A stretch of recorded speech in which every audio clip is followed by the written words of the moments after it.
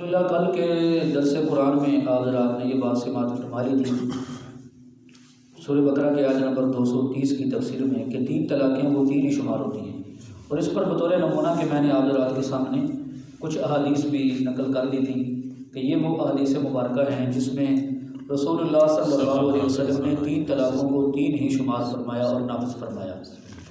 اور اس کے بعد صحابہ کرام رضوان اللہ علیہ مجمعین کی کچھ فتاوے خصوصاً سیدنا عبداللہ بن عباس رضی اللہ تعالیٰ عنہ کا فتویٰ بھی آپ حضرات کے سامنے پڑھ کے سنایا گیا۔ اب آج کے درس میں آپ حضرات کی خدمت میں یہ بات عرض کرنی ہے کہ جو لوگ یہ فتوے دیتے ہیں کہ ایک لفظ کے ساتھ 3 طلاقیں دو یا 100 طلاقیں دو وہ ایک ہی طلاق شمار ہوتی ہے، وہ ایک حدیث مبارکہ کو اپنی دلیل کے طور پر پیش کرتے ہیں، حالانکہ وہ ان کی دلیل بنتی نہیں ہے، لیکن اس حدیث مبارکہ کو پیش کر کے وہ لوگوں کے سامنے غلط مطلب بیان کر کے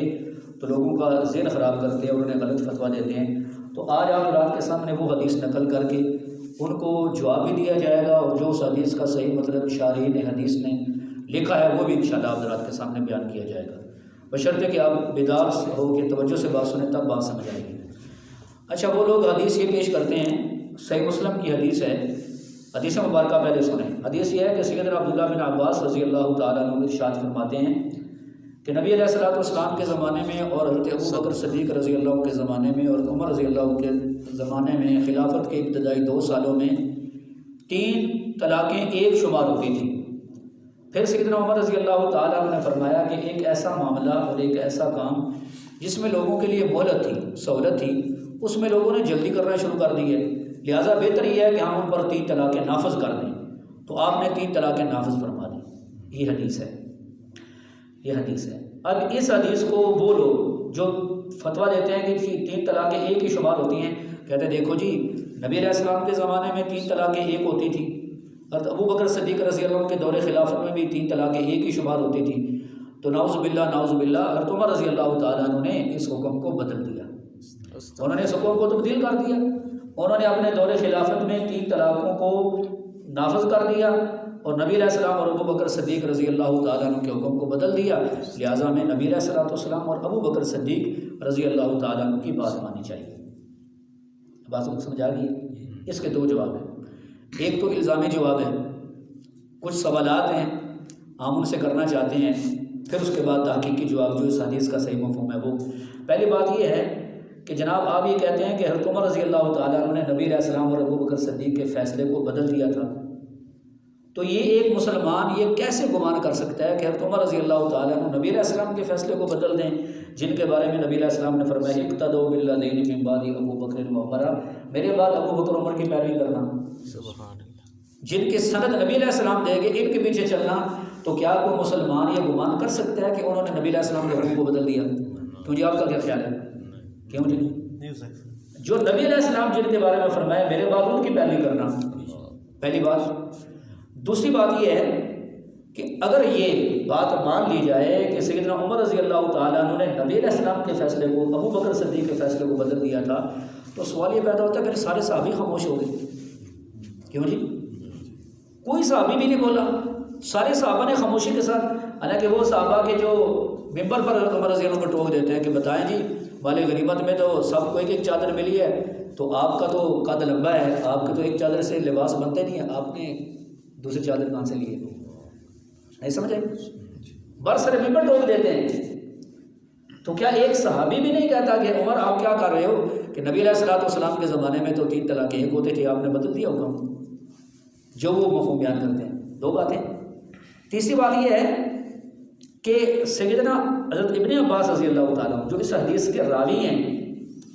تو اگر یہ بات مان لی جائے ان لوگوں کی جو یہ کہتے ہیں کہ 3 طلاقیں ایک ہی شمار ہوتی ہیں کہ حضرت عمر نے بدل دیا تھا فیصلہ، نعوذ باللہ استغفر اللہ، تو پھر ہم یہ کہتے ہیں کہ سیدنا ابن عباس رضی اللہ تعالیٰ عنہ جو اس حدیث کے راوی ہیں وہ خود کیوں فتویٰ دیتے ہیں کہ 3 طلاقیں 3 ہی ہوتی ہیں؟ کل میں نے آپ کے سامنے بیان کیا تھا نا ان کا فتویٰ، انہوں نے خود یہ فتویٰ دیا تھا۔ جب وہ آدمی آ گیا اور جی میں نے اپنی بیوی کو 100 طلاقیں دے دی، آپ نے پہلے بے وقوفیاں کرتے ہو، پھر آگے میرے پاس مسئلے پوچھتے ہو، ہیں جی، اور پھر کہتے ہو ابن عباس اے عباس ہمیں مسئلہ بتا، کوئی ہمارے لیے گنجائش ہے؟ آپ نے فرمایا پہلے بے وقوفی کرتے ہو پھر مسئلہ پوچھنے کے لیے آتے ہو، لہٰذا 3 سے تیری بیوی جدا ہو گئی ہے، ٹھیک ہے جی، کل میں نے کلپ ریکارڈ کرا دیا اس میں، تو سوال یہ پیدا ہوتا ہے کہ عبداللہ بن عباس رضی اللہ تعالیٰ عنہ نے خود کیوں اس فیصلے کے خلاف کیا، فتویٰ کیوں دیا؟ معلوم ہوا وہ مطلب نہیں جو اس حدیث کا یہ لوگ بیان کرتے ہیں۔ اور چوتھی بات یہ ہے کہ سیدنا ابن عباس رضی اللہ تعالیٰ عنہ جو یہ فرماتے ہیں کہ نبی علیہ السلام اور ابو بکر صدیق کے زمانے میں 3 طلاقیں ایک ہوتی تھی، انہوں نے تو عمر رضی اللہ عنہ کو کیوں نہیں ٹوکا؟ ہے جی، وہ ٹوک دیتے نا کہ بھی آپ نبی علیہ السلام کے فیصلے کے خلاف فیصلہ کر رہے ہیں، آپ کو یہ فیصلہ نہیں کرنا چاہیے۔ تو اس سے صاف یہ بات معلوم ہوتی ہے کہ یہ بات قطعاً غلط ہے، اس حدیث کا یہ مطلب نہیں ہے۔ حدیث صحیح ہے، صحیح مسلم کی حدیث ہے، لیکن اس کا وہ مطلب نہیں جو یہ لوگ بیان کرتے ہیں، ورنہ یہ سارے تعارض ان سامنے پیش آئیں گے۔ اور وہ حدیثیں جو کل آپ نے سنی تھیں جس میں نبی علیہ السلام نے 3 طلاقوں کو 3 ہی شمار کیا، یہ حدیث ان حدیثوں کے بالکل مقابل اور ٹکراؤ میں آ رہیں گے۔ تو آپ بتاؤ نبی علیہ السلام کے فرامین میں ٹکراؤ ہو سکتا ہے؟ نہیں نہ ہو سکتا۔ یہ تو ہوگی پہلی بات۔ اب تحقیقی جواب سنیں۔ تحقیقی جواب یہ ہے کہ امام مسلم رحمۃ اللہ علیہ جنہوں نے، امام نووی رحمۃ اللہ علیہ جنہوں نے صحیح مسلم کی شرح لکھی ہے اور یہ متفقہ امام ہے، انہوں نے اس حدیث کا مطلب یہ بیان کیا ہے۔ انہوں نے فرمایا اس حدیث کا مطلب یہ ہے کہ اصل میں عرب کے ہاں یہ عادت ہے، عرب لوگ جو ہے نا ان کے ہاں یہ عادت ہے کہ وہ ایک بات کرتے ہیں اور ایک بات اس کو مزید پختہ کرنے کے لیے اس کو 3 مرتبہ دہراتے ہیں۔ ہمارے یہاں بھی بعض بات ایسے ہوتا ہے کہ ایک بات کو پختہ کرنے کے لیے، مضبوط کرنے کے لیے ایک بات کو 3 دفعہ دہرایا جاتا ہے، ٹھیک ہے جی۔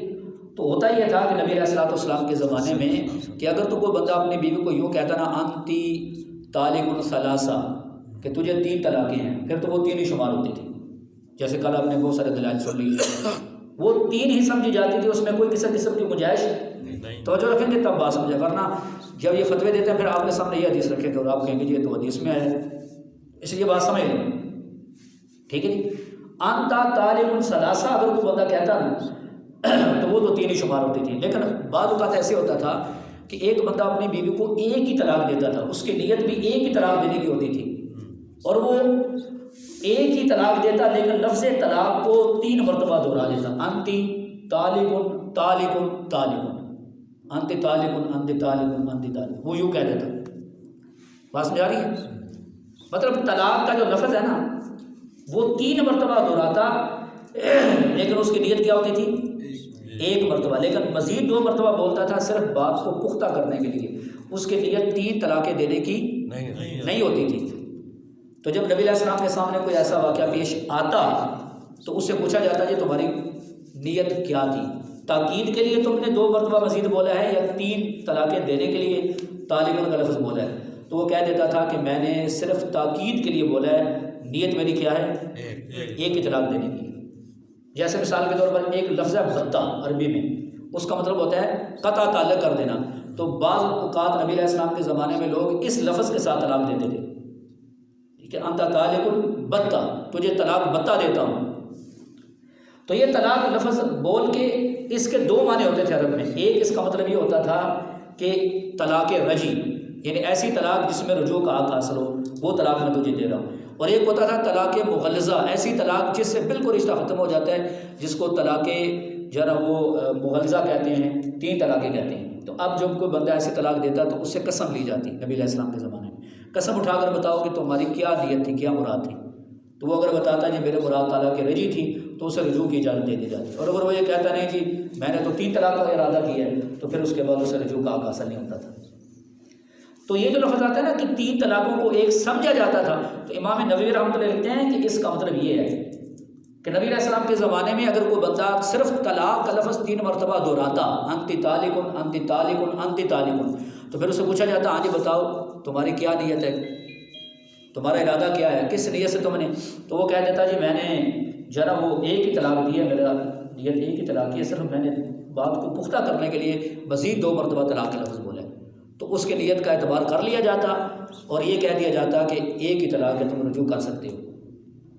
بات سمجھ آ رہی کہ نہیں آ رہی؟ سارے بولو۔ اس کے بعد جب نبی کریم صلی اللہ علیہ وسلم فوت ہو گئے، ابو بکر صدیق کا زمانہ ہے، سیدنا عمر رضی اللہ تعالیٰ عنہ کا زمانہ آیا، تو سیدنا عمر رضی اللہ تعالیٰ عنہ نے یہ محسوس کیا کہ اب دن بدن سچائی دیانتداری کم ہوتی جا رہی ہے وقت گزرنے کے ساتھ ساتھ، اور اب لوگ ان کی عادت ہو گئی ہے کہ وہ طلاق کا لفظ 3 مرتبہ بول کے 3 طلاقیں ہی مراد لیتے ہیں، 3 طلاقیں دیتے ہیں، غصے میں آ کے 3 طلاقیں دے دیتے ہیں، لیکن بعد میں یہ کہہ دیتے ہیں کہ ہم نے تو ایک ہی طلاق دی ہے۔ اس گنجائش سے لوگ غلط فائدہ اٹھا رہے ہیں اور آئندہ بھی اٹھانے کا خطرہ ہے۔ لہٰذا آپ نے یہ فرمایا کہ وہ جو پہلے گنجائش تمہارے لیے تھی نا کہ 3 مرتبہ طلاق کا لفظ بول کے پھر تم سے نیت پوچھی جاتی تھی، اب کسی سے نیت نہیں پوچھی جائے گی، کیونکہ ظاہر بات ہے نبی علیہ السلام کے زمانے میں تو اگر کوئی بندہ ایسا کرتا تو وہی بھی نازل ہو جاتی تھی اس کے بارے میں۔ پھر صدیق اکبر رضی اللہ تعالیٰ کے زمانے میں سچائی بہت زیادہ غالب تھی، پھر آہستہ آہستہ اس کا معیار کم ہونا شروع ہوا، تو اس لیے آپ نے فرمایا کہ یہ جو گنجائش تھی نا نیت پوچھی جاتی تھی، اب اس کی تمہیں اجازت نہیں، اب تم سے نیت نہیں پوچھی جائے گی۔ اب جو بندہ 3 مرتبہ لفظ طلاق بولے گا تو ہم اس کو نافذ کر دیں گے اور 3 ہی طلاقیں ہم اس کو شمار کریں گے۔ تو ایسا نہیں ہوا کہ عمر رضی اللہ تعالیٰ عنہ نے نبی علیہ السلام کے حکم کو بدلا، حکم کو نہیں بدلا، حکم یہی تھا کہ کوئی بندہ انت طالق ثلاثہ کہتا تو حضور پاک کے زمانے کے اندر بھی 3 طلاقیں ہی شمار ہوتی تھیں۔ 3 مرتبہ طلاق کا لفظ بول دیا تو حضور پاک کے زمانے میں پوچھ لیا جاتا تمہاری نیت کیا، اس کی نیت کے مطابق فیصلہ ہوتا۔ لیکن اب چونکہ معیار کم ہو گیا تھا، لوگ شریعت کی گنجائش سے غلط فائدہ اٹھا سکتے تھے، لہٰذا آپ نے اس گنجائش کو ختم کیا اور فرمایا آج کے بعد ہم زہر پر حکم لگائیں گے۔ سمجھ آئی کہ نہیں آئی؟ جیسا کہ مثال کے طور پر صحیح بخاری میں روایت ہے، ام المومنین امی عائشہ رضی اللہ تعالیٰ عنہ فرماتی ہیں کہ نبی علیہ السلام کے زمانے میں نا عورتیں مسجد میں جا کے نماز پڑھتی تھیں، ٹھیک ہے؟ تو امی عائشہ فرماتے ہیں رضی اللہ تعالیٰ عنہ کہ اگر اس وقت نبی علیہ السلام زندہ ہوتے اور عورتوں کی حالت کو دیکھ لیتے تو انہیں مسجدوں میں جانے سے منع کر دیتے۔ یہ صحیح بخاری کی روایت ہے، نہیں سمجھ آئی؟ وہ بولو یار آ رہی تو امی عائشہ کیا فرماتی ہیں کہ نبی علیہ السلام اگر اس وقت، حالانکہ خیر القرون کا زمانہ ہے، بہترین زمانہ ہے، اگر اس وقت عورتوں کی حالت کو نبی علیہ السلام دیکھ لیتے نا تو حضور صلی اللہ علیہ وسلم عورتوں کو مسجد میں جانے سے، حالانکہ نبی علیہ السلام کے زمانے میں عورتیں مسجد میں جاتی رہیں۔ بالکل اسی طرح بھائیو یہاں پر بھی معاملہ یہی ہے کہ لوگوں کے لیے ایک چیز میں گنجائش تھی کہ ان سے قسم لے کے ان کی نیت پوچھی جاتی تھی، لیکن اب سچائی کا معیار کم ہو رہا تھا اور کم ہونا تھا، مزید نبی علیہ السلام کی پیشن گوئی کے مطابق جھوٹ نے دنیا میں پھیلنا تھا، تو سیدنا عمر رضی اللہ تعالیٰ عنہ نے وہ جو گنجائش تھی نا اس کو آپ نے ختم فرمایا۔ اور آج آپ دیکھیں ایسے واقعات پیش آتے ہیں کہ لوگ طلاق کا لفظ 3 بار 4 بار 5 بار بول دیتے ہیں، لیکن پھر آ کے جھوٹ بولتے ہیں جی ہم نے تو صرف 1 یا 2 طلاقیں دی ہیں۔ تو سیدنا عمر رضی اللہ تعالیٰ عنہ نے اسی چیز کو محسوس فرما لیا تھا، اسی چیز کو محسوس، اور آپ نے فرمایا کہ اب ہم اس معاملے میں تمہیں گنجائش نہیں دیں گے۔ اچھا آپ بتاؤ کہ اس حدیث کا صحیح مطلب آپ کو سمجھ آیا کہ نہیں آیا؟ تو نبی علیہ السلام کے زمانے کے اندر بھی وہی اصول تھا، سیدنا عمر رضی اللہ عنہ کے زمانے کے اندر بھی اصول یہی تھا، اس میں کوئی ایسی بات نہیں تھی، لیکن ایک گنجائش تھی جس سے لوگ غلط فائدہ اٹھا رہے تو آپ نے اس گنجائش کو ختم کر دیا۔ اب میرے بھائیو بات اصلی آخری بات یہ ہے کہ اصل ساری گمراہیوں کی بنیاد ہی یہیں سے شروع ہوتی ہے کہ جب سلف صالحین پر اعتماد نہیں ہوتا، سلف صالحین پر بولو نا اعتماد نہیں ہوتا، اور یہ نظریہ پیش کیا جاتا ہے کہ نعوذ باللہ ابو بکر صدیق، عمر فاروق، عثمان غنی، سیدنا علی رضی اللہ تعالیٰ عنہ یا کسی اور مقدس شخصیت کے بارے میں، اور نہیں جی نبی علیہ السلام نے تو ایسے کیا انہوں نے بدل دیا۔ حالانکہ میں آپ کو یہ بات کئی بار پہلے بتا چکا ہوں کہ قرآن پاک میں جہاں اللہ رب العالمین نے کئی آیات میں اپنے نبی علیہ السلام کی اطاعت کا حکم دیا، اور قرآن پاک میں کئی آیات میں اللہ نے صحابہ اکرام کے نقش قدم پر چلنے کا بھی حکم دیا۔ نہیں سمجھ آئی؟ اور خصوصاً خلفاء راشدین حضرت ابو بکر صدیق رضی اللہ تعالیٰ عنہ، حضرت عمر رضی اللہ تعالیٰ عنہ، عثمان رضی اللہ تعالیٰ عنہ، سیدنا علی رضی اللہ تعالیٰ عنہ، ان کے بارے میں تو بہت ساری حدیثیں آئی ہیں، جیسے ابھی آپ نے سنا اقتدوا بالذین من بعد ابو بکر وعمر، میرے بعد کن کی پیروی کرنا؟ ابو بکر عمر رضی اللہ تعالیٰ عنہ کی پیروی کرنا۔ اور نبی علیہ السلام نے فرمایا علیکم بسنتی وسنت الخلفاء الراشدین المہدیین، تم پر میری سنت بھی لازم ہے اور میرے خلفاء راشدین کی سنت بھی لازم ہے۔